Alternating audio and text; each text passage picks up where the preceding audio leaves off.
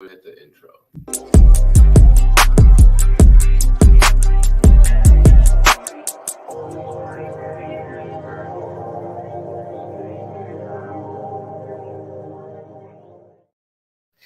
Good afternoon, everybody. This is Chris Rose with Junk Doctors NJ, our sponsor company that I work for. And this is small businesses and entrepreneurs. And today we are here with somebody very interesting that does something very interesting. Her name is Alice Everdeen from Voice. Is it voiceovers? It's so small on my thing right there. Voiceovers, which is so cool. She has an awesome story.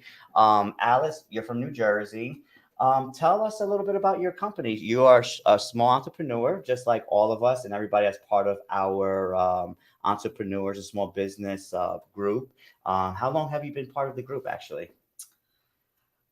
I have no idea. That's my answer to that. Not really sure. That's cool. All right, that's okay. I mean, we have so many different things that we do, so we forget. But that's great. I'm happy that you're part of the group. There's so many people there, and there's a lot of networking, and we do our best to pay attention. That group is not ran like by itself. Like there's no automation.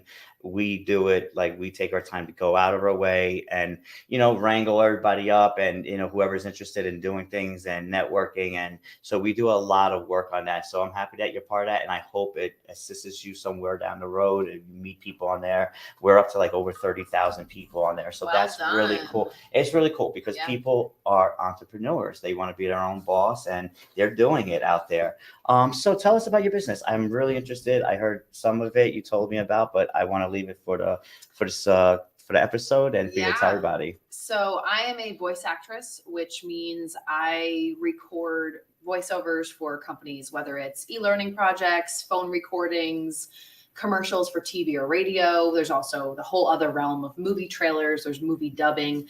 It's a really, really cool niche, and I've been doing it since about 2020 when COVID hit. Wow, that's so awesome. One of my biggest questions here is because I'm a very inquisitive person. I really like what you do. It sounds like you have a lot of freedom, and there's more freedom to her business than what we're gonna talk about soon. But as far as what you do, it's so cool. When did you what did I mean? Did you just wake up and say, you know what, I have a cool voice, I should go and utilize it? I mean, did somebody tell you? How did you discover this talent? So growing up, I would always mock radio commercials. Cool. I was just the weird little kid. Yeah. Just Me too. copying people all the time. And so when COVID hit, my boyfriend and I decided to buy a decommissioned school bus so we could travel full time. This is interesting. And at the time, I was a content manager working at a company that made supplements, and I had done voiceovers for a couple of jobs previously. Nice. And so we needed jobs we could do remotely. So I said, okay, let me just try out this voiceover thing and see if it works out. So I made a website on the I made a profile on the website called Fiverr. Which is basically pretty all familiar for digital services. We're all familiar with Fiverr. It's a very popular company. Yep. And good plugin for Fiverr. Yes. And so send me a check. 4 months later, we ended up it took off. And really? Yeah, I matched my full-time salary in about 4 months, and I was completely shocked. And that's great. I quit my full-time job. That is great. And let's remember what we just heard there. That is one of the biggest things, and that was my big thing when I've been an entrepreneur for, I want to say, I lost track, but I want to say over 20 years now. And I didn't start with the waste removal business. I started in carpet cleaning, house cleaning services. And as soon as I made in a day that I made in a month at my job, as soon as I made what I made a week in one day, I was hooked. I was like, I mean, and nothing, no bashing against anybody that works for a company, because, I worked for, I went to school for metal fabrication. I took classes for a lot of other things too, but that was my main career, metal fabrication and manufacturing work. And I also ran small businesses on the side. So even if you work for a company and you want to still be your own boss, or you want to own your own business, there's nothing wrong with doing it on the side. And That's pretty amazing. So you're saying 4 months out the gate, you've seen success. You did not have the bus yet. We had purchased the bus, but When we did the had bus not. come into the picture? Was the bus always a thing that you wanted to do before voiceover, or did voiceover become so successful you're like, you know what, I want to get a bus and travel the country. I could work out of there. So my boyfriend and I had a couple drinks one night. We were very new to our relationship, Nice. and we said, what have you not done yet that you want to do? And we both said traveling. So we talked about getting a van that was a little bit too small, and then we talked about doing something bigger.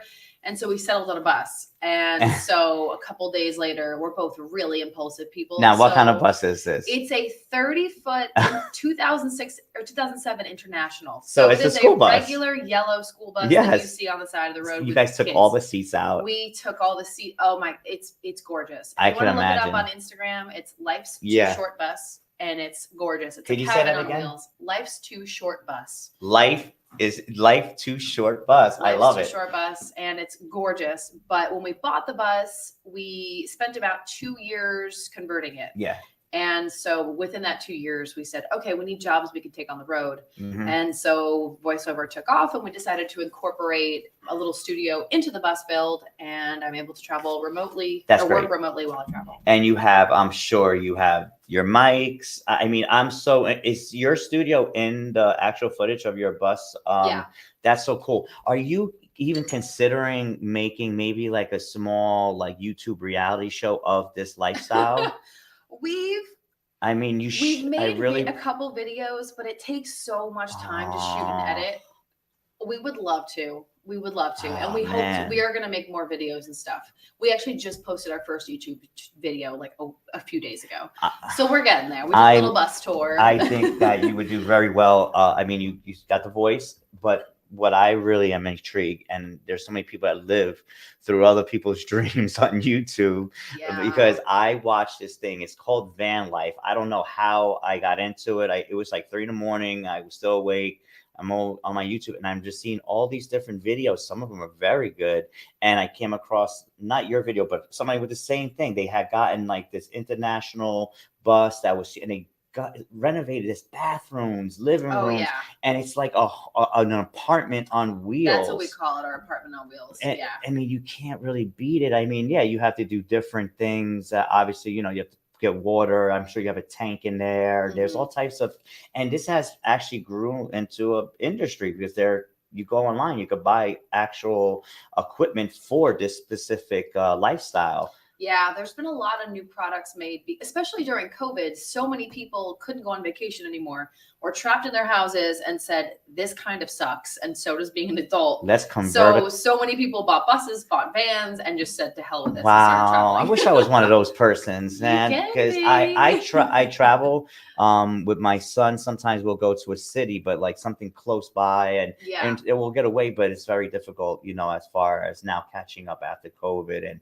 work. It's just everything right now. And soon, I'm sure, hard work pays off, and, we'll all have our chance to travel and go to our places that we want to. But your story is great. You implemented your work with this great idea that you're enjoying. How long have you been, now are you full-time living in the international? What color is it? It's blue. I want to get an idea. Did you guys paint it? Did you guys paint it? Is it this type of blue? It's a more gray blue. Nice. It's a very pretty blue. Nice. But we went all out with this thing. Like, we sold every single thing we had and put every dollar and every minute into the bus. So it's been now my next question is, where did you guys sleep on your first night in the bus? I mean, after you knew there was no more apartment, or I don't know what your living situation, house, after that was totally cut off, you're not living in a structured building. Now you're living in a vehicle that you built as an apartment. Where did you guys go park and live? Like, how does that work? So the first couple of nights we were on our way down to Florida. Cool. And when we stay somewhere for more than a couple of days, we'll usually get a campground, or there is places that you can do that. But We love to rock the Cracker Barrel parking lots. Nice. For single nights. If we're just going to sleep, waking up and The leaving. Cracker Barrel is great So for breakfast. First big night on the road, we were in the Cracker Barrel parking lot. So that was an experience. That is awesome. There's nothing wrong with the though. Cracker Barrel. No, there was nothing wrong. That's and I can awesome. say this because we're in Jersey and it's legal here. We put the bed down, laid there, lit a joint. Yes. We said, this is the life, even in the Cracker Barrel. That is so cool. That is Yeah. so cool. I'm happy to hear that. You know, you're giving a lot of inspiration for younger people. I mean, to start. I mean, what? Yeah, I mean, I'm 32, and a lot of people do it in their 20s, or they'll wait until they're retired. But we try to stress tomorrow is not guaranteed. Yeah, 32 is still young. Wait, I just want to. It's still young. Trust me, it is still young. But a lot of people think that we're going to be in our early 20s because you get into school and you don't have as many commitments. We had we both had full-time jobs. We both had apartments. Like we had everything in the works, and just said, to hell with this. Let's do something different. This is great. I think you're this inspiring to a lot of people. People right now. I mean, I could imagine, and I know a lot of people that are at dead end jobs where they're just like, man, I want something new. But what you did takes a lot of courage. Not too many people could just say, you know what, I'm quitting, doing this and that. I mean, but here's a good testament of what you've done. Do we have a question? Yes, this is from Denico's Chambers. Speaking of buses, what do you all think about Ebony K. Williams saying she wouldn't date bus drivers? Oh, what? I don't know who that is. I don't know who that is either. That is weird. I think that has something. Wow. That was the answer to that question. I think you may be talking about a different subject. I think I came across that. It's something in the media where a particular celebrity was pretty much, I guess, putting down bus drivers, saying that I guess they don't make enough money for her particular taste, or I don't know, is it a female or male? I'm not sure who said they won't, but whatever gender doesn't matter. But I think that's the particular story. This is a whole different story. This is actually a story of somebody that owns a small business and actually gets to travel, have their business in the truck of their bus. So getting back to the topic, which is very interesting. Again, I really believe that, you definitely give a lot of inspiration. Did it take a lot of courage? Were you scared? I mean, obviously, your boyfriend has a job. I mean, how did you get all that? Like, I mean, was that very difficult to disconnect? Oh, it was we learned a lot. We expected it was going to take about 6 months to convert, which it ended up taking 2 years. So both of us were at the end, we were like, let's get this done. I want to be on the road. But we learned so much in those 2 years building it that I can't imagine if we had hit the road immediately, because there would have been so many issues that came up, just having to work through all those problems together. And on the way down, our bus broke down. So it was day 2 and we were already on the side of the road somewhere. Mm-hmm. So I'm grateful how long it took, but it was a hell of a commitment. Mm-hmm. I mean, we had to work through a lot of stuff separately, together, financially. Like there were so many things that we worked through, and I'm so grateful it took as long as it did. That's awesome.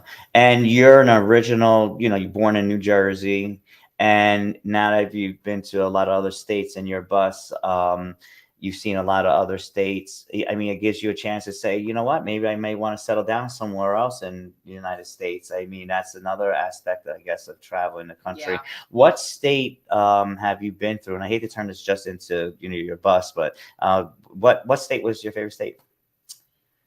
Oh gosh, I love the culture in the New Orleans area, but we were really unexpectedly in love with Raleigh, North Carolina. There's so many trees and green spaces, and it's a decent sized city, but 3 blocks outside the city, you're in the middle of a neighborhood and everything's green and beautiful and there's parks everywhere. And there's a lot of cool breweries and restaurants. It was a really great city. Nice. One of my favorites. Hopefully it's a lot cheaper than Jersey too. Yes. Or affordable. Yep.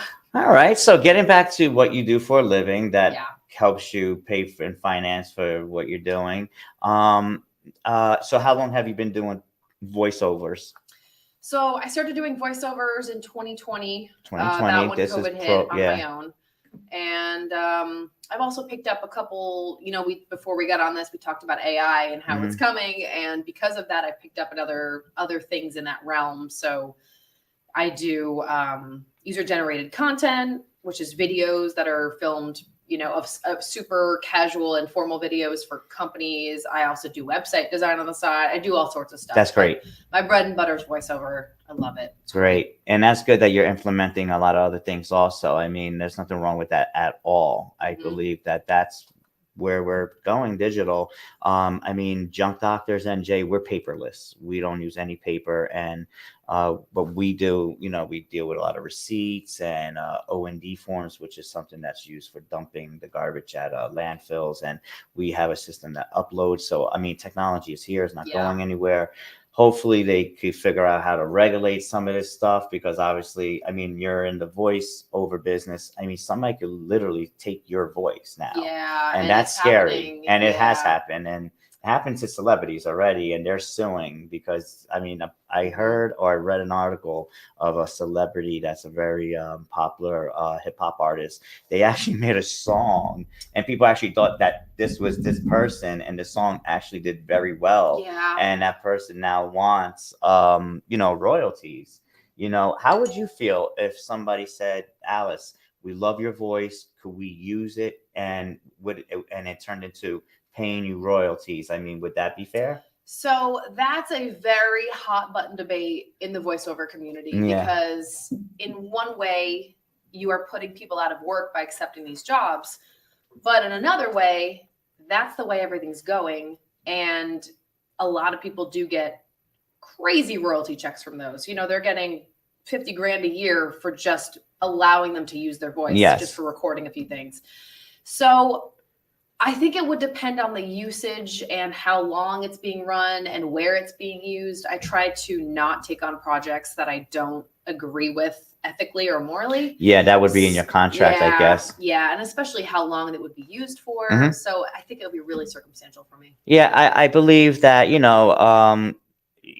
with the technology, again, there's a lot of ways to make papers of legality to make sure that, your voice is being used not for something that you don't agree upon. And I guess you would have to have a lawyer or whatever, read through the contract. And, what's that? Oh, it's my phone. So this is a live office, and we do take phone calls here. We do have to operate a business, and it's part of what we do here, but we do offer a podcast for people that are looking to get exposure of their small business.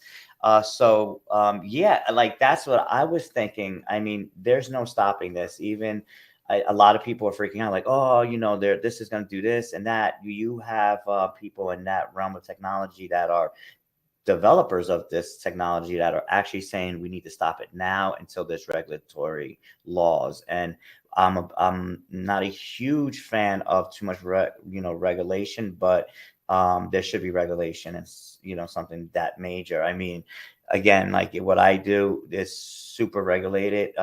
We have to show the state so much paperwork of what we make.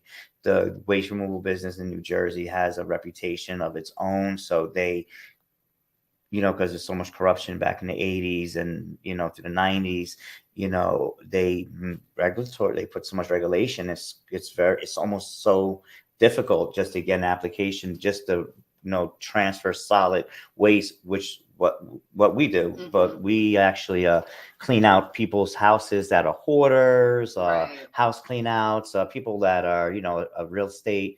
We help real estate agents, anything from small jobs to big jobs. Say you had a basement, you just want all that. So like say, you're moving into your new, your refurbished truck, and now you have a bunch of stuff that you need to just get rid of. You didn't sell it. You call a company like us, we fill it up in a truck and we take it. You don't have to worry about nothing. We take it to a garbage dump or donate it. And it's super regulatory. It has so much regulation. So when I look at what you do, and it's like, where's the regulation here? We don't want people's voice, especially your bread and butter. Like, I listen to your voiceovers on the stuff that you did. It sounds awesome. Like, who would want to be, who would want their voice? I don't think that is going to happen, because you would be able to, counter sue for that. You would be able to, but there are a lot of companies that are sneaking that stuff into the contracts and terms of conditions. Yeah. One of the most popular voiceover auditioning websites called voices.com just purchased voices.ai. And people from voices.com, like there was this big argument about whether they could take voices and not pay them to. It was a big argument. Wow. So there's a lot going on right now in terms of that. Then you also have voiceover artists who are trying to use that to their advantage. Oh, so yeah. a lot of the jobs we get are audition based. You have to send in an audition for each job. And I know people who are using their AI voice to record the audition so they don't have to put that time in for those jobs. And then if they get the job, they do the real job with their real voice. But until then, they use their AI. Yeah, it's an interesting. Kind of like an automated way of sending a lot of your voices out to people. And these are just auditions. So you might get anywhere from 5 to 30 a day. And so you could just send all that oh time. My God. Yeah, that's a good way of using clever. it. Yeah, exactly. So how do you feel about that way of using it? I don't mind that because you're not deceiving anybody and you're not using it. It's just an audition. It's not an actual job. So I don't have a problem. And with this that. is your real voice. Right. And I'm the one authorizing it. I'm allowing it. Nobody's taking it and not paying me, that kind of thing. So that I don't mind. I actually gave it a go and it sounded terrible and kind of scary. There were weird breaths and the emotion was like, and it was just you know what? that is true because AI is not a human. No, and people, really it's weird. Not AIG yet or nothing in that nature or AGI. So it's not, I feel like the voice that you provide has emotion in it. You're able to, use, and that's what I believe helps with good advertisement. Yeah. And that's kind of the point that everyone's making now because it's not that advanced yet. No. You can put emotion into something. And that's the differentiating factor. And that's why you have a lot of companies that are on a smaller budget using AI, whereas the big companies, it would just probably flop because it's all just monotone. There's no emotions or feelings behind it. So right now it's working out, but we'll see in a few years. Yeah, I think in a few years, they're going to have such advancements. Like I think first thing that's going to go is call centers. Call centers are going to be automated with generative AI voices that sound real or real enough where the customer may be happy just to use that and not a real human. Because when you're dealing with customer service, is a whole different thing than dealing with somebody that's, providing their voice for a commercial. You deal with customer service, and people might be in a bad mood, or they're not in the mood to answer this question correctly, or so you get a lot of, I got to transfer you to here or there. So I believe that AI and voiceover mechanisms and automation is going to really impact that industry. And, for sure. That's going to cut back on a lot of spendage on the companies that are using people. And I know we can't run away from the fact of this technology. It's inevitable. Mm-hmm. So we have to adapt. And I'm not gonna sit around and cry about it because that's not gonna help me. Yeah. But it sounds awesome because you are aware of what's coming. And you're serious about your job. You're serious about your business. This is your business. So it to me, Alice, it sounds like you're really aware about what's going on. I was kind of like hesitant if I was going to even ask you about that because I didn't know if that was a touchy subject, but I feel like I should ask because this is what's happening.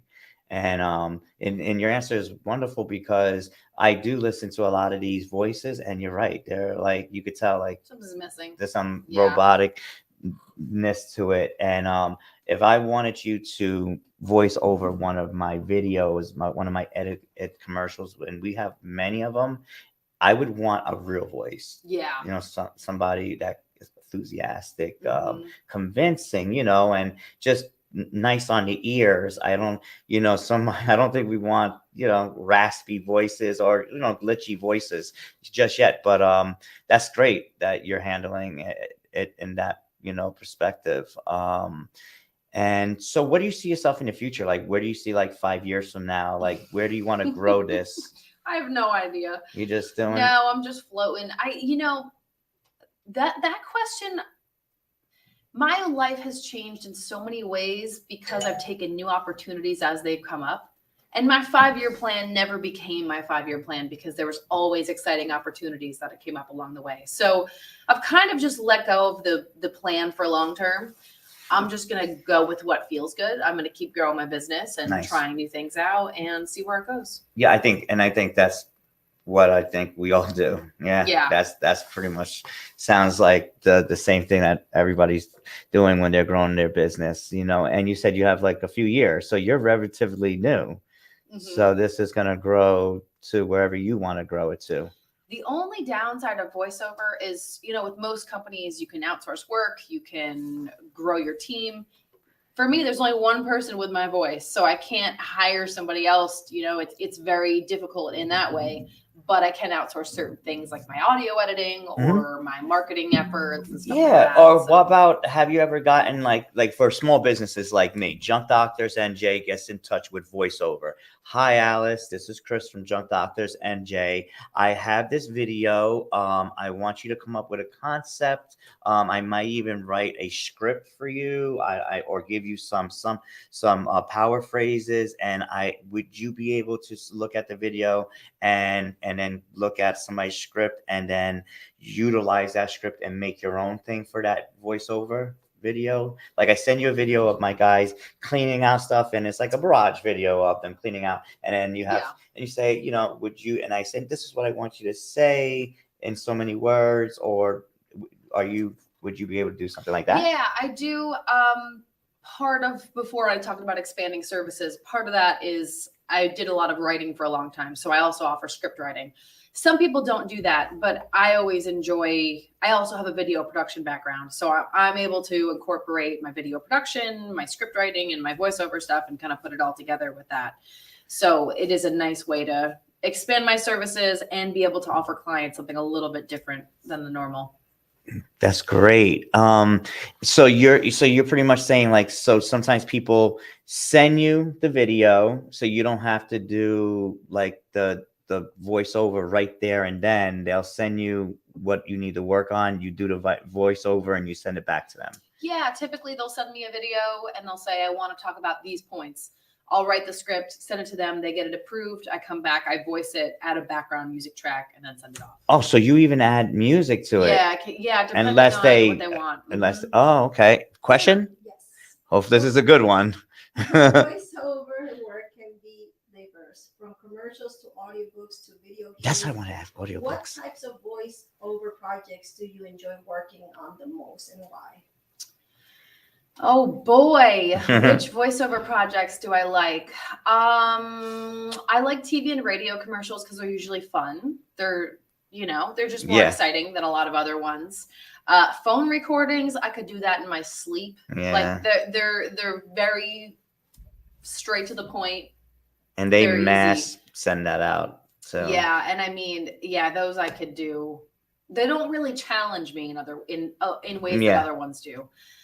We also I do a lot of, not a lot, sometimes I do directed sessions with clients where they want to be they want to listen to me as I record. Yeah. And that's always fun. I always enjoy doing those. I do a lot of corporate videos, talking about a company's products and stuff like that.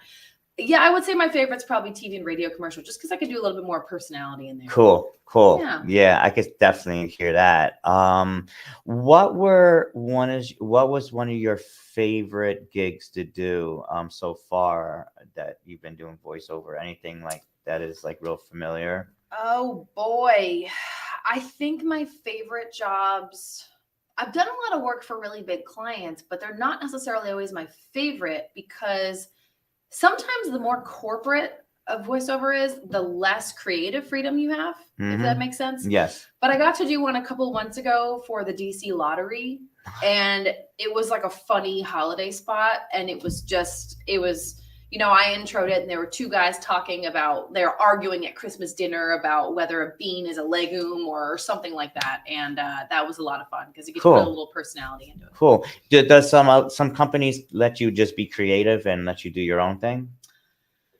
To an extent. They'll send you parameters. So let's say you get an audition, it'll say female between 20 to 40.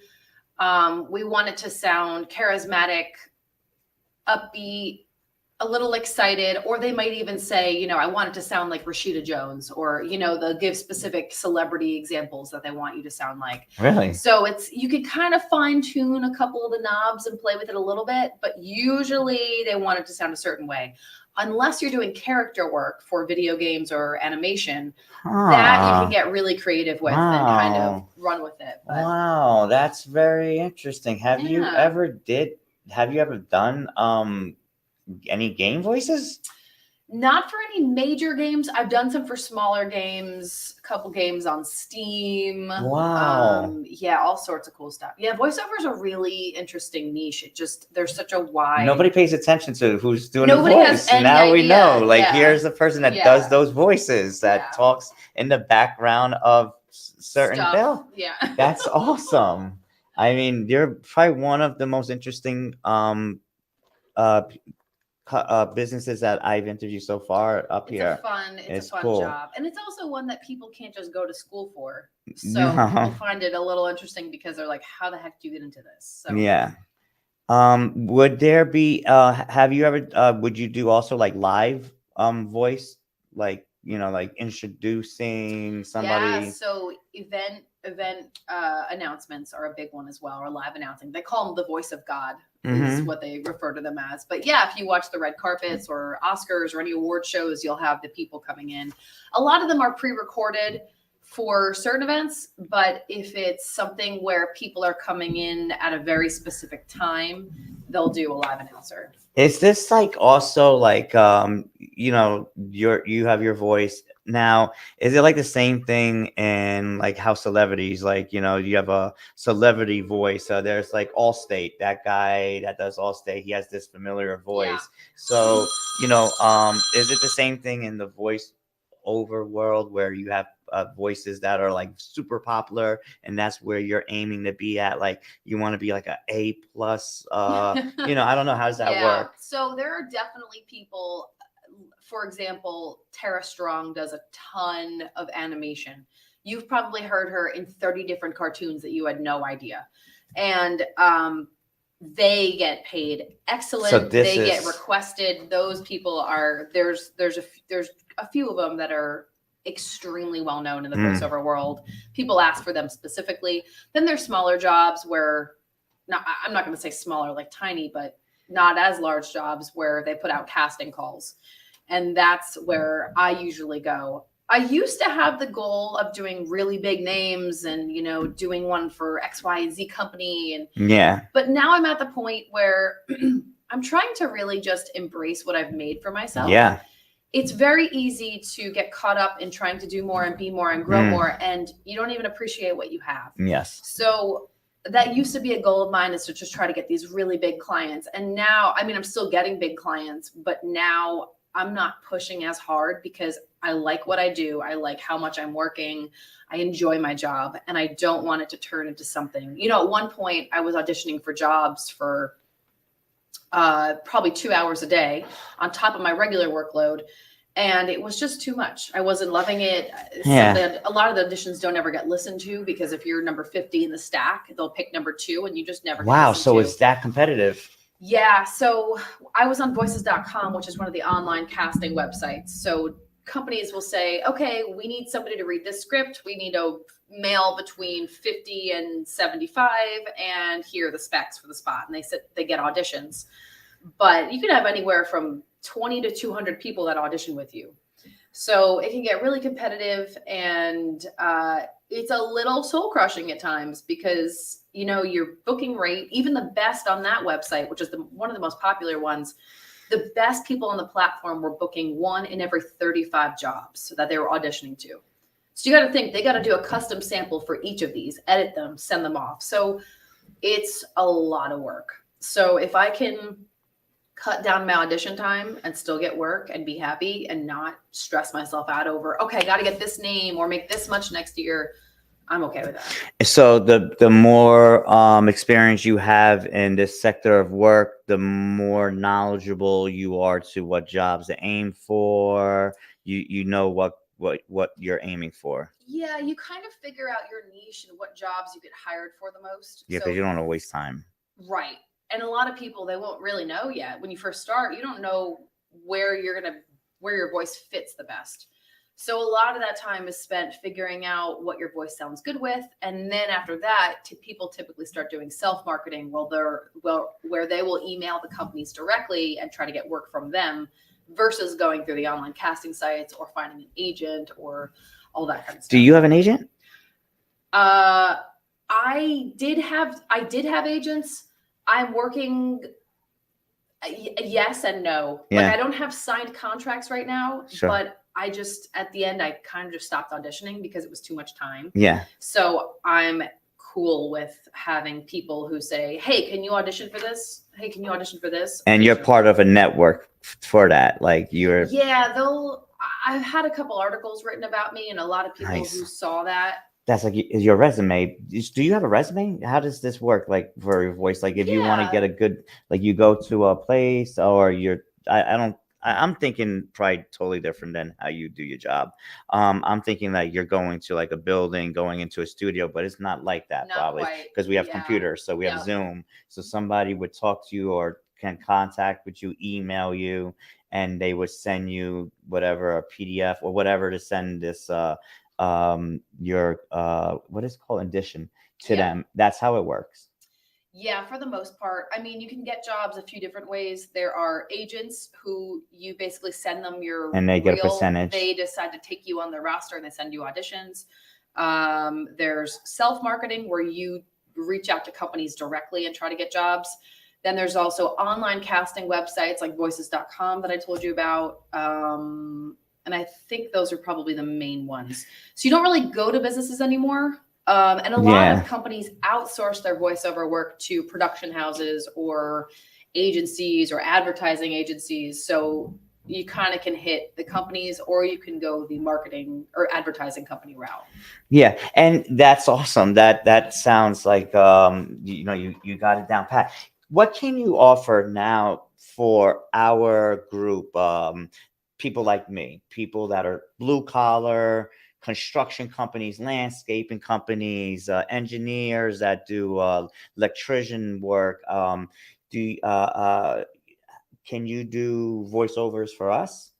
If we, I would say figure out your target market and figure out a voiceover artist that works towards that or meets that. So, for example, I don't get booked on monster truck commercials because I don't have a monster truck voice.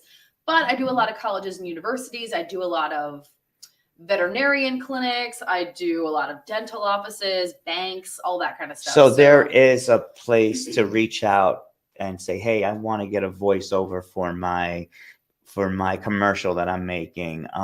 We've dealt with agencies before, and I don't know who did the voiceover of my first commercial for Pro Cleaners. It's a company, carpet cleaning company, but I did it through Optimum Cable or Cablevision, and this was back in the early 2000s, and they were big, recorders. And then we did we went to a customer's house that let us use our nice big house, and then we sent the video, or they took the video and they did the voiceover. And it was like somebody with your voice, and it was really great. That's something that you would get booked for then, right? That you would be that voiceover? Yeah. I mean, a lot of the companies that are that big have specific voiceover artists that they work with within the company. But if you want to save a buck, if you're not doing traditional advertising that need an agency, you can have somebody shoot some video, or you can send a video to a video editor, and then you can choose your voiceover artist and put the components together separately. And that usually saves a significant amount of money for the business. And your voiceover, you have a website where people such as me with a business, they could reach out to you and they could get you to do a voiceover if you can do it for their particular business. Yeah. That's how it works? Yep. My goal was to get my website to show up on Google when people search female voiceover. So that's how a lot of my clients find me, is they'll search that on Google and I'll pop up and they'll say, hey, I have this script. Can you give me an idea of the cost and how long you need to turn it around and stuff like that? And then I'll send them back a sample and then they'll book me and we go from there. But there are a lot of, even like Fiverr, you can go on there and say, hey, I want a video, and they'll make you a whole video with stock imagery and voiceover or an animated video. Again with Fiverr, everything. You can do everything online now. It's really cool. There are some incredible things, I must admit. That you're 100% right. I wanted to ask you another question with the voiceover. Is there any specific genre of voiceover? And also, are you looking to grow as a team? Like when I think of a business and I'm an entrepreneur, I grow a team. Like we three, and then we have a team here. People that do late our employees, administration. So are you one day looking to grow to a point where you may have multiple people that have good voices and you may be like a consulting company of voiceover, and people may go to Alice's voiceover company and say, hey, do you got a guy that sounds like this, or could you give me a voice that can is that something possible? Yeah, I'm always looking at ways of Yeah, ways to growing grow, business. I don't yeah. know if that's something that you're Mhm. thinking of doing as you go on, or like you said, you're happy also with what you're doing. Yeah, a lot of production companies offer that. They'll have a roster of 10 voiceover artists that they'll primarily work with. Mm-hmm. They do have a couple people have started their own kind of collective of voiceover artists, and they get a small cut or something like that. But honestly, I don't know if You never I know. really enjoy at the moment. I really You enjoy enjoy working pretty much by myself. Nice. I'll outsource some of my editing work or some of my marketing, as I mentioned, but I don't want my job to consume me. Mm-hmm. And I feel like that gets a little bit more into that territory when I have to manage other people and delegate tasks. And so maybe down the line. Yeah. Maybe, yeah. I mean, why I'm saying that is because, just listening to your story, within 4 months, and you said how much, you've got to take on, and it sounds like you have, like you said, a niche, but also, I was also thinking to have a voiceover, your vocabulary, what practices do you have to do to become the best voiceover? Do you have to practice the way you pronounce? Is there pronounced words, a vocabulary of different words so you don't sound repetitive? Yeah. Like, is that something that goes into your work? I want to know, what do you do? So coaching is definitely a big part of it. I've had quite a few coaches just to help me get better, present things differently. A lot of people will really work on their diction and their pronunciation. There's also breath control and how loud you breathe and how slowly. And there's a lot of different facets. Luckily, this kind of thing comes pretty natural to me, and I didn't have as much of a struggle as some people do. But I do get coaching still. Should I be doing warm-up exercises? Yes. Do I ever? No. There are some people who are really good about that stuff, but I'm just not one of those people. Yeah, they're like, yeah, some people sing, and the biggest thing is trying to get emotion behind your voice. That's something that I really struggled with in the beginning. Phone recordings are easy. Thanks for calling something. For something, press 1. Super easy. But when it came to getting emotion into my voice and being able to tell a story, that's when I needed the coaching. And now I get it. But I think the biggest takeaway I've gotten from every single coach I've worked with is that when you get a script, figure out who your audience is and pick one single person to talk to. So, for example, if I get a script about baby formula, I'm going to use this script and I'm going to talk to my cousin Kristen, who has a young baby, and I'm going to tell her about this formula, and I'm going to in my brain, I'm going to talk to her specifically. Nice. And that's how you get emotion to come out. You talk to one person and you try to help them, or yeah. That's interesting. Yeah. Wow. This is when I started up this podcast, and we came up with the idea of starting a group. It was only out of ambition of doing it. What gave us the motivation is because we were being charged, or there was companies charging people to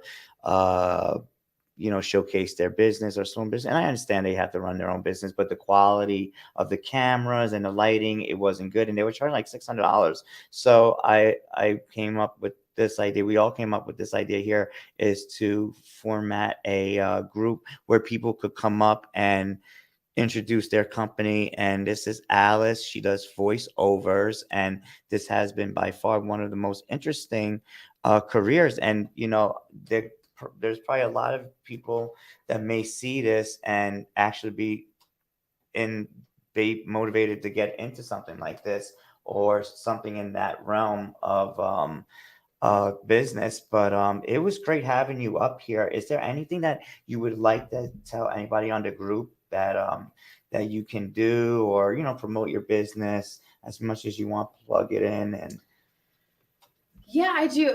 As y'all know, I do a lot of voiceover work. I do phone recordings, e-learning modules. I can prank phone call your friends. That is awesome. I also do user-generated content, which is video that you see on, pop up in your social media feed where it's somebody talking to the camera directly. I do website design. I do all sorts of weird little marketing. That's cool. And you do things. web site design. Yeah. Very interesting. Also, all sorts of weird little marketing There's a things. lot of people that could use that. Yeah. Yes. There are a lot of people who have no idea their websites are not jacked helping up. them in Google. Do we have a question? Yes. All right. Do you have any advice for aspiring voiceover artists who are starting out and looking to build their career? Oh boy. Okay. Advice for voice actors starting to build their career. First one is don't listen to everybody else. There are always many ways to do things, and there's no right or wrong way. And a lot of people that have been in the industry for a long time believe that you have to do A, B, and C to be successful. That's just not the case anymore. Nope. Things are changing, the industry is changing, and the way you get jobs is changing. So don't be afraid to take risks. Do things your own way. Don't listen to people that tell you can't do something, because you can. And do a lot of practicing. The way that I got my first few jobs was I reached out to charities and nonprofits that I really believed in, and I offered to do work for free. And I was able to support their mission, and it eventually turned into paid work because they wanted to pay me for my work. So practice a ton, copy the people on the radio, call your friends and practice. There's so many different ways to practice voiceover, but don't be afraid to take risks. Figure out a different way to reach your target audience. Would you ever consider doing? Oh, we did say this in the past, but that was actually a show about your life. But would you ever consider doing your own podcast? We've talked about it, my boyfriend and I, because we've both been through a lot personally, and taking this bus on was a whole different thing. And we would love to just talk about different topics. I mean, there are a lot of voiceover podcasts and they're excellent. So I don't know if I want to get into that realm, because I'm not sure how much more I could add, but I think there's a lot of value in other parts of our lives. Yes, I think so too. I mean, just the fact, like you said in the beginning of the interview, taking a hunt, like making that's a huge decision, leaving one way of life. I mean, have you ever lived on the road before, or this is, so this was a total. I rented a van for about a week. And that was it. But this was a very different beast. And we also built it so different than anyone else out there that we took a lot of risks in that way. And we did a lot of things. Like my boyfriend built this wild water purification system. Nice. So we can suck up water from a lake and purify Good. it with drinking water on board. Like just wild things. That's in this awesome. bus. We have a winch on the side of the bus. Like definitely need crazy that stuff. Yeah. Yeah. So take risks. Do you guys have solar panels on We top? do. I'm gonna see it. I'm gonna watch your thing. It's a cool bus. We have another one. Are there any voiceover projects or collaborations that you are particularly proud of? Could you tell us more about them? Any projects that we said? Yeah, any projects or collaborations that you are particularly proud of? My first big job was for Southwest Airlines, and that was really awesome. Cool. That hit my heart. Yeah. I've done a couple games. There's one company that booked me to, when you push a button, your blinds open, but I'm the one that's like opening blinds. Like there's so many weird little projects I've done. Cool. The one I'm most proud of, oh boy. The one I did for DC Lottery was really fun because I got to put a lot of personality into it and it came out awesome. Like there's a lot of jobs that I think they come out good, but like the me is missing because the personality can't be there for particular ones. Yeah. But that one was really fun. I think it's on my website. I don't remember. Cool. So it sounds like you want to put more of your personality and yeah, you did mention that companies do have restraints on what and how you want Yeah. it to be. But I don't know, maybe future product future commercials or voiceovers, you should get more, and you may get that where you're going to get to use your Or personality even, more. Yeah, and I actually forgot. I did one for a couple months ago for JBL, the speaker company. Oh, I just bought one. Oh, did you? Yeah. Yeah. I did something for them about how something with Doja Cat, their collaboration, and it's just really fun when people. And book Doja Cat is a celebrity. Yes, yeah, and when people book me for the personality part, that's the part that really gets me. They didn't just like my voice; they like who I am and what I bring to the table. That's probably what I'm most proud of. Yeah, and maybe that's going to get you to where you really could see some huge growth because of your personality, and then you get to implement your personality because that's what's selling your voice is your personality. And now you don't have a New York, New Jersey accent, which is pretty I get good. that a lot, yeah. So I'm from Ocean County, so there's not too much. My boyfriend says water, which I've let go of. But when I moved to Texas, I lived in Texas for 7 years, and I got made fun of a lot. And I quickly lost the remnants I had of Jersey. Mm-hmm. I was at work one day, and I was like, wow, how did I say it? I was like, this is horrible. And everybody in the newsroom was like, horrible, instead of horrible. Horrible. And that's those little Jerseyisms were promptly fixed. But I can't really have much of a Jersey accent anyway with my work. That's what I mean. So it's pretty neutral. I wanted to ask that question. Like, in the voiceover world, and I think I've read this somewhere, that when people are looking for certain voices, they said certain states have like the most perfect dialect, like the most clearest. I think California was one of them, and I think Wyoming might have been one. The standard neutral American accent is generally the most booked, but I have a friend who has a super thick Tennessee accent, but he targets companies. Yeah. Like he targets that area, car dealerships in those regions because that's who could use it. So you would get most jobs with a standard neutral American accent, but you also do have the benefit of when they need a New Yorker or they need somebody with a French accent or a Russian accent, or they do come up, but primarily the neutral. That's what I figured. The neutral, accent is like the most wanted, most versatile. Yeah, for sure. So I mean, this was a great interview. I don't know if you have any questions for me, but I had fun. Yeah, I mean, I definitely had fun. Just learning about how you came across doing what you did. And what did you do prior to voiceover? I started off working in cable news. I worked at MSNBC, and then I went to News 12 New Jersey. You worked for wait a second. They actually really? just interviewed us 2 days ago about the bus. Yeah. No way. Yeah. They interviewed you guys about the bus? Now, let me ask you a question. Off topic. How hard is it to get interviewed by Channel 12 New Jersey News? It depends. Do you have to call them?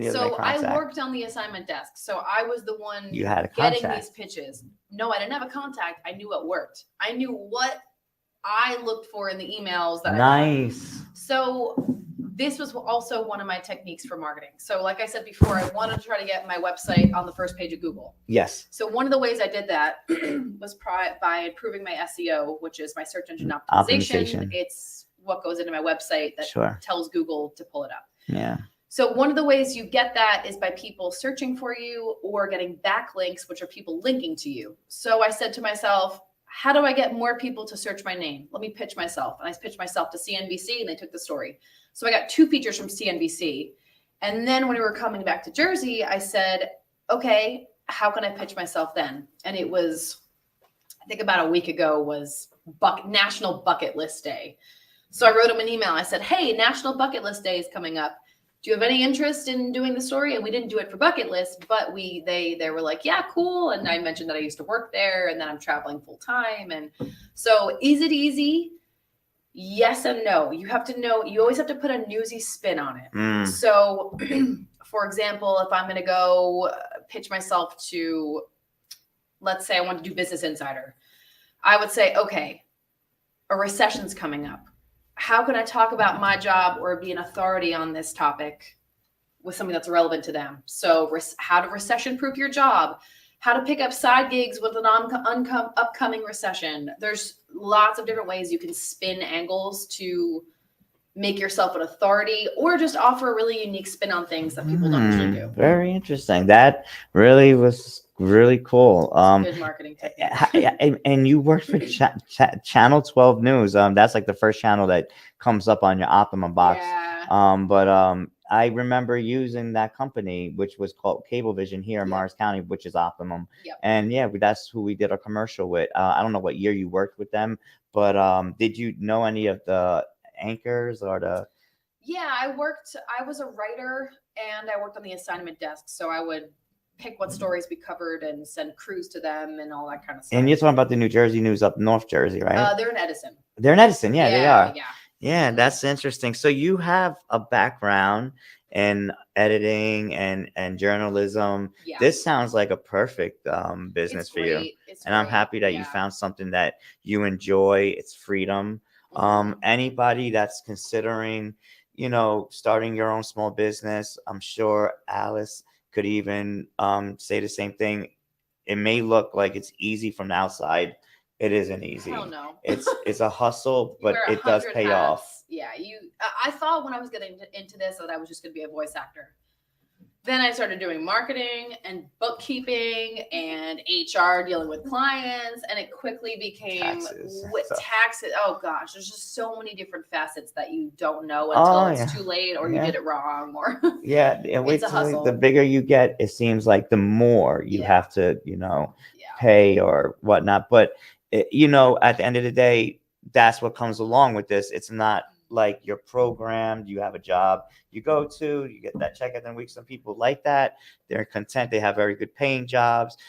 Some people don't want to go that trajectory, they want to do something on their own. Just remember, running a business, you have to get up and it's up to you to make the money. If you don't go and you don't get up and make the money's not going to come to you. And that's one of the hardest things that I believe I had to digest from converting. Like, I don't have a job that's going to pay me a weekly check just for showing up to do my job. Now I have to do and go out and make and get my jobs. Have you ever fell into a slump where it was just difficult to get work up? Luckily it hasn't been. I've definitely had my lower months, but luckily it hasn't gotten to the point where I was seriously worried. I have one of the things that streams of income. You always want to have more than one source where your money's coming from in life, and also with voiceover work, you want to not just put yourself up. I don't want to just be on Fiverr or just be on voices.com or just have an agent. You really got to expand your offerings. So on those times where I had more time and I wasn't booking as many jobs, I would put that into marketing and email people and do all that kind of stuff. So wow, sounds like we all have something in common here. Yep. Yeah, that's what we do also, and that was one of the reasons of doing this podcast. I mean, this is not my niche. I don't typically didn't see myself doing interviews, but I just didn't like seeing people being charged more for low quality images. And, and I felt like, interviewing people of all parts of different small businesses, and no matter what they do, it would be interesting. And I could promote my business, promote your business, and we could all work together. Win-win. And that's what small businesses and entrepreneurs are here for. We're not, big, huge corporations have their marketing budget. A lot of small businesses, they don't get a chance to get on. Like right now, we're on like 5 different media platforms at the same time. We're on LinkedIn, Facebook, 2 different Facebooks, YouTube, and I believe another Twitter. And what else? And LinkedIn, yes. And to get onto LinkedIn, you have to have over 250 followers to get to do live up streaming. So, it just doing this, it has worked and it's working. And we do interview a lot of different people every other week or so.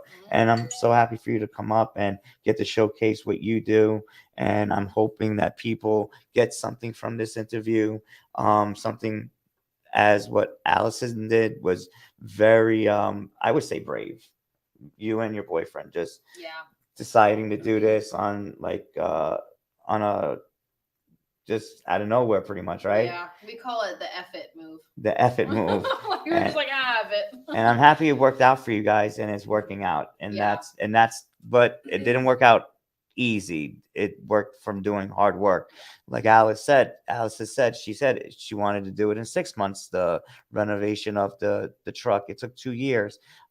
Any small business you start, I don't want people to think that, you put a time limit on something. Even if you don't reach that goal, don't give up. Keep on going. Yeah. That's what this is all about. That's the truth. And with that said, I mean, this was an awesome interview. You have the floor. You could tell everybody the name of your company and how to get in touch with you. And we're also going to have your link up on this Cool. interview. And we're done. Thank you, Allison from Voiceovers. And you can give a big shout out to whoever you want to on out there if you want. Thanks for having me. This is super fun. You can find me at aliceeverdeen.com. Alice@aliceeverdeen.com for email. If you want to follow our bus adventures, Which I recommend. Life's Too Short Bus, LIFESTOO, short bus. We're on TikTok, Instagram, all that good stuff. I do all sorts of things. Shout out to my boyfriend for everything. Cool. You're the best. And what's your boyfriend's name? Jared. Good work, He's Jared. the reason I'm here. Huh? He's the reason I'm here. That's awesome. I give Yeah. you guys both the best of luck, and stay in touch with us. I'm definitely gonna look at for sure. your stuff online.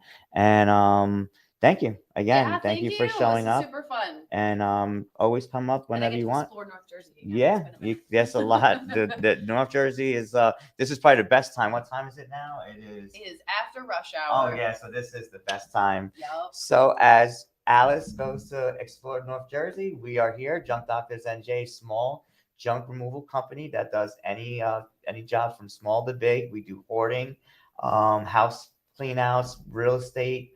Real estate agents are our best friends. We do great deals and discounts with any real estate agent or agency. And if you are a small business interested in coming up and doing an interview with us, get on our group page of small entrepreneurs and businesses, and you'll find us there, and you'll see the link on this interview. Have a great day, and thank you for tuning in. Thanks for watching.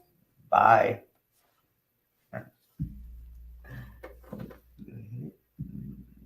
You have the dictionary come up. That'll help you. There you go.